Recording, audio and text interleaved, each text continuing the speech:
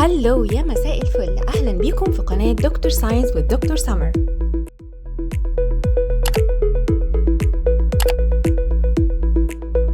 حبايبي طلبة برايمر 3 أهلا بيكم، مكملين مع بعض الثيم الرابع واحنا دلوقتي في شابتر 2 اللي اسمه connecting people، يعني التواصل بين الناس. وطالما ان احنا بننقل الجودز او البضائع من مكان لمكان، يبقى هنا في حاجة اسمها تجارة يعني تريد، والتجارة معناها هي عملية البيع أو الشراء للسلع وكمان الخدمات. يعني it is buying or selling goods or services. الجودز زي ايه؟ البضائع زي food مثلا، clothes اللي هي الملابس، furniture اللي هو الأثاث، كل الحاجات المادية دي. طيب goods وفهمناه، أمال ايه services؟ هو أنا ممكن أشتري أو أبيع خدمة؟ أيوة طبعا، الخدمات دي زي خدمات السيوينج الخياطة، وزي البيلدينج اللي هو البناء، بالظبط زي لما تطلب مثلا بيتزا دليفري. انت مثلا دفعت تمن البيتزا لحد ما وصلت عندك 120 جنيه، تمن البيتزا كان 100 جنيه، يبقى ال 100 جنيه هنا انت دفعتها مقابل الجودز اللي هي البضائع اللي هي البيتزا نفسها.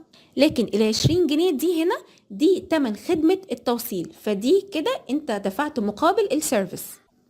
وبالتالي الناس كده بتعمل تريد او اكستشينج، تبادل ما بينهم وما بين بعض علشان يحصلوا على البضائع او السيرفيسز الخدمات اللي هم عايزينها. وطبعا الاكستشينج ده او التريد ده حاليا بيحصل ازاي؟ باستخدام الماني، يبقى people use money to make trade easier. لكن الحقيقة ان الماني او النقود ما كانتش موجودة من زمان. طيب امال الناس زمان كانت بتبيع وبتشتري ازاي؟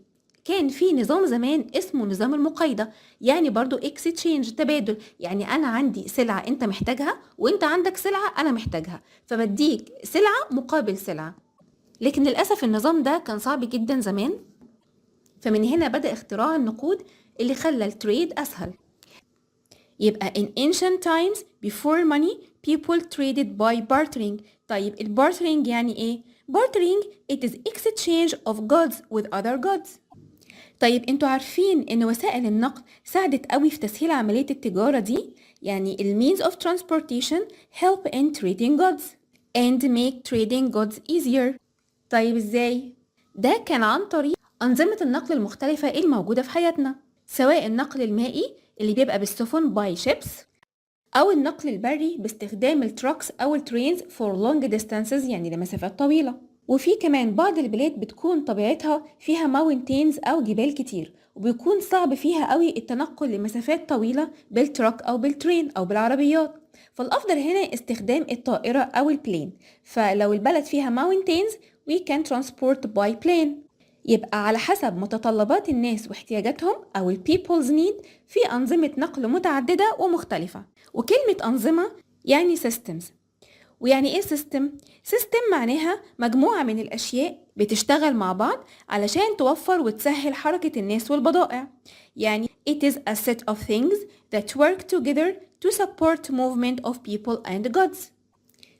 طيب تعالوا نعرف نظام النقل بدقة أكتر شوية، اللي هو الترانسبورتيشن سيستم. الترانسبورتيشن سيستم it is a collection of people and machines that work together to transport passengers and goods. يعني هو مجموعة من الناس وكمان الآلات اللي بتشتغل مع بعض لنقل البضائع والركاب. طيب هي ايه أنواع الترانسبورتيشن سيستم اللي موجودة في حياتنا واللي احنا عارفينها؟ التايبس اوف ترانسبورتيشن سيستم عندنا 3 أنواع. أولا النقل البري اللي هو اللاند ترانسبورت، أو النقل المائي الووتر ترانسبورت، والنقل الجوي أو الاير ترانسبورت. تعالوا ناخد واحد واحد ونتعلم عنه أكتر. أولا النقل البري أو اللاند ترانسبورت، ده زي ما بنستخدم ايه؟ زي ما بنستخدم البايسكل اللي هي العجلة، ودي بنستخدمها لما بنكون هنمشي لمسافة صغيرة يعني for short journey، وكمان لما يكون الجو كويس يعني in good weather.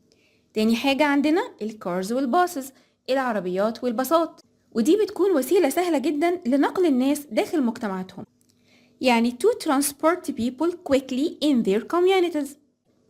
تالت حاجة عندنا الترين والتراك اللي هي القطار أو الشاحنات الكبيرة، ودول بيستخدموا لنقل البضائع التقيلة وكمان لنقل الناس لمسافات بعيدة، يعني they carry heavy goods والtrains carry passengers on long distances.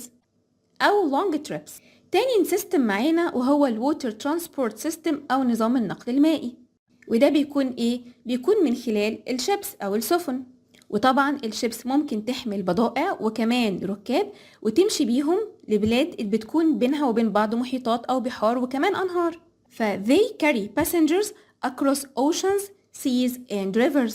تالت سيستم معانا وهو الاير ترانسبورت أو النقل الجوي، وده بيكون by airplane اللي هي الطيارة.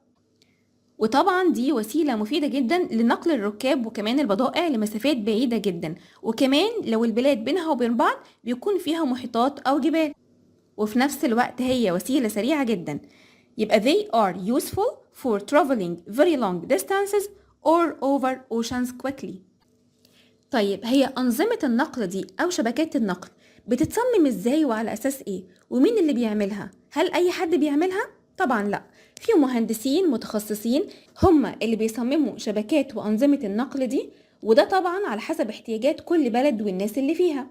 وطبعا المهندسين دول بيكونوا متدربين كويس جدا على مواجهة أي تحديات أو صعوبات يعني challenges اللي ممكن تحصل خلال تصميم شبكة النقل دي أو حتى بعد ما تتصمم. يبقى ال engineers are trained to solve design challenges. ومن أكتر ال challenges اللي بتواجه المهندسين هي تحسين شبكة النقل. يعني one of the design challenges is improving transportation system، لأنهم ممكن جدا بعد تصميم شبكة النقل دي بشكل معين يلاقوا إنها محتاجة تتطور علشان تلبي احتياجات الناس بشكل أفضل، فلازم يحسنوها ويطوروها. يبقى ال engineers must design a solution that meets the need of the community. وعلشان المهندسين دول يصمموا شبكات النقل صح، لازم يحطوا في اعتبارهم 4 عوامل مهمين جدا أثناء تصميم شبكة النقل.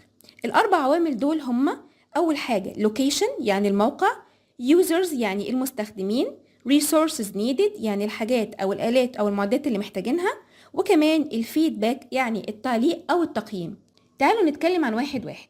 أول حاجة اللوكيشن، يعني مثلا شبكة النقل دي هتتعمل فين وهتنقل الناس من فين لفين وإيه المسافة اللي هيروحها الناس دي. يبقى لازم تحط في اعتبارك where system is going to take passengers and how far the people using the system need to go. طيب العامل التاني اليوزرز أو المستخدمين، يعني مين اللي هيستخدم الشبكة دي؟ who will use the system. وهل شبكة النقل دي هتنقل ناس فقط ولا بضائع فقط ولا الاتنين؟ يعني if the system will transport people or goods or both. العامل الثالث وهو resources needed، يعني المعدات والمصادر والآلات اللي هنحتاجها لتصميم شبكة النقل والناس اللي هتشتغل على شبكة النقل دي، يعني machines and people needed to operate the transport system. يعني مش معقول مثلا هتعمل شبكة مواصلات فيها ترينز وانت اصلا ما عندكش ناس متخصصة تقدر تسوق او تشغل الترينز دي، فانت لازم تكون عامل حسابك على الماشينز اللي هتستخدمها والبيبول اللي هيشغلوا الماشينز دي. رابع عامل وده مهم جدا هو الفيدباك او التعليق او التقييم. ده عامل مهم جدا ليه؟ لان الفيدباك ده نقدر من خلاله نغير اي عامل من العوامل اللي فاتت، وكمان نقدر نحسن بيها شبكة النقل او المواصلات دي لو حصل فيها اي مشكلة. يعني we can use the feedback to change other factors and improve the system. وده من خلال اننا نعرف هل شبكة النقل دي بتشتغل كويس ولا لا، يعني how well the system is working، وكمان نعرف لو في اي مشاكل يعني any issues. طيب تعالوا ناخد مثال على تصميم transportation system علشان نفهم اكتر. هي المشكلة هنا او احتياج الناس لايه؟ ان في حوالي 10 مليون شخص مصري عايشين في امريكا، فالمطلوب تصميم transportation system عشان يقدر يخلي الناس اللي في امريكا دي تقدر تتواصل مع الفاميلي بتاعتها في مصر. فالتايب اوف transportation system هنا ايه؟ الايربلينز او نظام الطيران. اول عامل اللي هو اللوكيشن او المكان، احنا محتاجين نعمل ايه؟ محتاجين airport يعني مطار، هيكون فين؟ near a major city يعني في مدينة كبيرة او العاصمة. ولو مش في المدينة فاحنا محتاجين buses or cars to reach the airport عشان تنقل الناس للمطار. طيب العامل التاني اليوزرز، مين اللي هيستخدم السيستم ده؟ طبعا اللي ممكن يستخدم الطيارات هم adults ناس كبيرة والchildren وpets كمان يعني حيوانات أليفة and baggage. اللي هي الشنط والحاجات بتاعت الناس اللي هتسافر. طيب العامل الثالث الريسورسز نيدد، يعني احنا محتاجين ايه الحاجات اللي هتشغل النظام ده؟ محتاجين ايربورتس اللي هي المطارات، محتاجين ايربلينز اللي هي الطيارات، محتاجين بايلوتس اللي هم الناس الطيارين اللي هيشغلوا الطياره نفسها اللي هيسوقوا الطياره، and passengers اللي هم الركاب. طيب اخر حاجه معانا الفيدباك، يعني تعليق او تقييم الناس بعد رحلات الطيران. هيكون من خلال ايه؟ من خلال النمبر اوف فلايتس يعني عدد رحلات الطيران، والبيبل ترافلينج الناس اللي هتسافر، ولو في اكسيدنتس اي حوادث حصلت خلال السيستم ده.